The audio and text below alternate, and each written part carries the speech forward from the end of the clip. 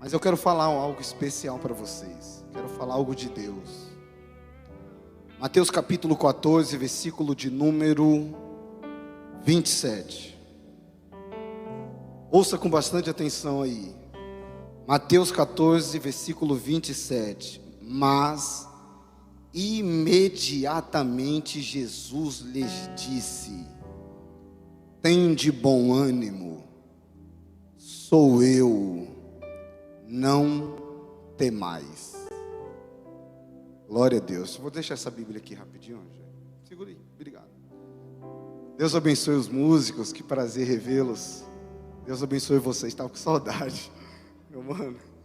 Deus abençoe. Gente, o versículo que eu li para vocês descreve-nos Cristo manifestando o seu poderio sobre a natureza, acalmando uma forte e terrível tempestade que impedia a navegação tranquila dos seus discípulos. Só que eu acho necessário dizer a vocês que este acontecimento ocorreu horas depois do grande milagre da multiplicação dos pães, onde Cristo multiplica 5 pães e 2 pequenos peixes para uma multidão que, segundo alguns, passava de 22.000 pessoas. Quando Cristo opera um milagre de tamanha grandeza, de tamanha magnitude, a multidão que costumava segui-lo quis à força coroá-lo como rei. Mas Cristo, como um bom analista de corações, percebeu que o sentimento que estava no coração da multidão era um sentimento egoísta, carnal, que contradizia a sua verdadeira missão ao vir a essa terra. E a missão de Cristo ao vir a essa terra não era para implantar um reino terrestre, mas sim um reino espiritual. Cristo se afasta das multidões, e isso é digno de ser falado, porque quando procuraram Jesus para coroá-lo como rei, ele se escondeu. Só que quando procuraram Jesus para crucificá-lo, ele se apresentou. Jesus tinha sua missão, e o texto deixa claro que após a multidão querer coroá-lo como rei, o texto deixa claro 3 atitudes que Cristo tomou para resolver a questão. Primeiro, Jesus se afasta das multidões. Jesus amava a todos. Ele era o homem do povo. Jesus nunca negou o bem a nenhum ser humano.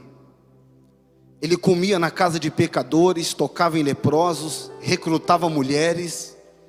Jesus era o homem do povo, mas quando a multidão o atrapalhava, ele se afastava dela, mostrando para nós que Deus vem primeiro do que as pessoas.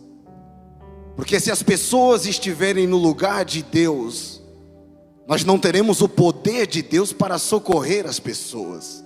Jesus se afasta da multidão. Em consequência, ele dá uma ordem aos seus discípulos dizendo: entrem todos dentro do barco, atravesse o mar e me espere do outro lado. E a terceira atitude foi a de orar. E ele orou no monte por toda aquela madrugada. Só que os discípulos estavam tentando cumprir a ordem.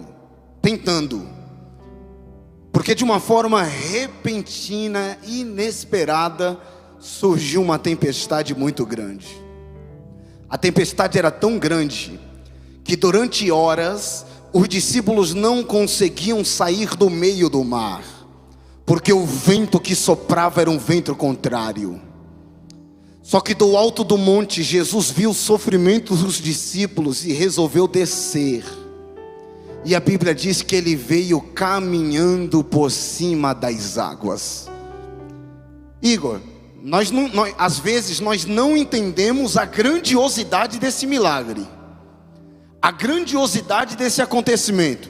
Jesus veio andando por cima das águas. Olha aqui, a Bíblia diz que o barco estava no meio do mar, e Jesus andou até lá. Só que você não precisa ir para Galileia para saber que na Galileia não tem mar. Aquilo é um lago. Só que eles chamavam de mar pela grande extensão, cerca de 12 quilômetros. O barco estava no meio do mar. Ou seja, Jesus desceu do monte e veio andando. Então ele não deu 1, 2 ou 3 passos. Jesus andou por 6 quilômetros por cima das águas. Vou melhorar. Jesus andou por 6.000 metros por cima das águas. Em uma passada comum, para você andar 6 quilômetros vai demorar cerca de 40 minutos. Por 40 minutos Jesus veio andando por cima das águas. Quando os discípulos o viram, e é aqui que está a palavra de Deus, é aqui ó. Quando os discípulos o viram, disseram: é um fantasma, e gritaram com medo. E Jesus lhes falou logo: tende bom ânimo, sou eu, não temais, não temais, não temais. Olha aqui, antes de Jesus acalmar a tempestade, ele precisava acalmar o coração dos discípulos. Não temais. Não adianta Jesus acalmar por fora se há desespero por dentro. Não adianta Jesus acalmar por fora se está tribulado por dentro. Aprenda uma coisa: antes de Jesus fazer por você, Ele vai fazer em você. Antes de Jesus acalmar a tempestade, Ele vai acalmar o seu coração. Não temais. Olha aqui, você lembra quando os discípulos estavam tremendo de medo, trancados dentro de uma casa? Jesus já tinha ressuscitado, e diz a Bíblia, a casa estava fechada.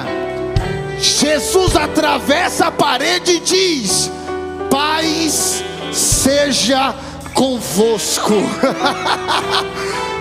Jesus não precisava abrir a porta, Jesus precisava dar paz. Ei, tem horas que você não precisa de milagre, tem horas que você precisa acalmar o seu coração, tem horas que você não precisa de cura, você precisa de paz.